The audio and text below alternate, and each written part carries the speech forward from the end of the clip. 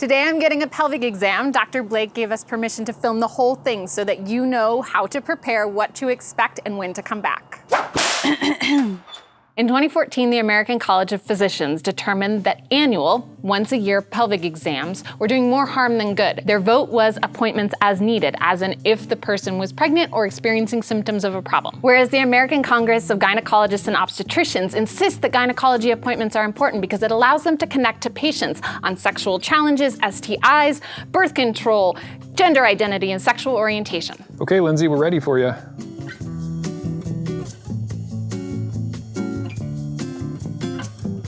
So you're here for your pelvic exam today. Yes. So normally I would get sexual history, past medical history, that sort of thing, but I know you're just here for the exam, so why don't we just go ahead and move on into that. Okay. So I'm going to give you a gown. I'll have you undress. Gown opens to the back. Okay. And then there is a sheet right here. You can just unfold it and drape it across your lap. Have a seat on the table and I'll be back in a couple minutes.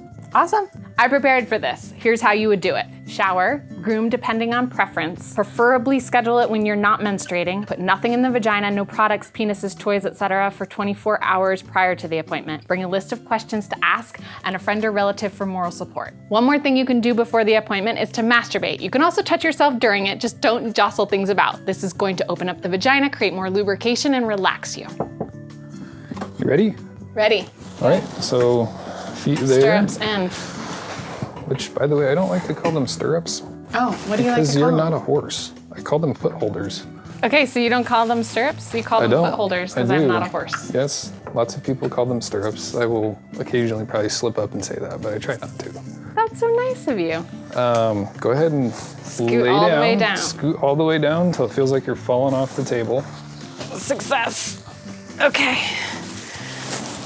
I'm gonna raise you up a little bit, so I don't want you to get off the table quickly because you'll be higher than you think you are. Okay. All right, so I've got the speculum here, a little light that goes inside of it. Sweet. I'm gonna put a little bit of water-based lubricant on it. This does not mess up PAP results. Some people may say otherwise, but it's okay. Okay. Just to make things more comfortable for you. So go ahead and lay on down. And just let your knees out to the side and you'll feel me touch. His hand is going down my thigh, and now it's on. So I'm gonna look at the outside here, and you'll just feel some pressure and some cold. This is the speculum. Doing okay? Yeah. It's like somebody is thicking me, my vagina, and it's a little tiny bit cold. And so there's like a tiny little pinch, like somebody is pulling on a leg hair or something like that. So I can see your cervix. It looks healthy and normal. So this is our PAP brush. And we basically use it to scrape a few cells off your cervix, see if there are any abnormalities. Okay. Sometimes it feels a little crampy. Okay. You ready?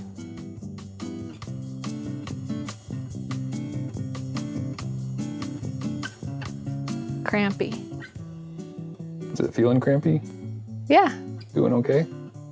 Uh-huh. So that feels like a menstrual cramp. Yeah, but not super painful. No. Yeah. Very localized. And that's it. Okay. So then what I do is I stick it over here, knock all the cells off, and we send that to the lab. Okay. And that's it. So then The exam is over. the exam is over. And this comes out, sometimes a little crampy. And you can go ahead and push yourself up. Don't get off the table. That was so fast. And we can talk about this more in a little bit, but again, the other thing that potentially could happen is the bimanual exam, which is 2 fingers in the vagina, pushing on the abdomen. I don't routinely do that. Because? Because it depends on who you talk to, but the American Academy of Family Physicians, and I'm a family physician, says that there's not really any benefit for just a routine screening. It's not very sensitive in terms of finding abnormalities, and it's uncomfortable and invasive. So why do it if it's not gonna help us? Now, if you're having symptoms of, abnormal menstrual cycles, pain, then it may be worthwhile to do, because then you're actually looking, is there something wrong with the uterus? Is there a cyst on the ovary?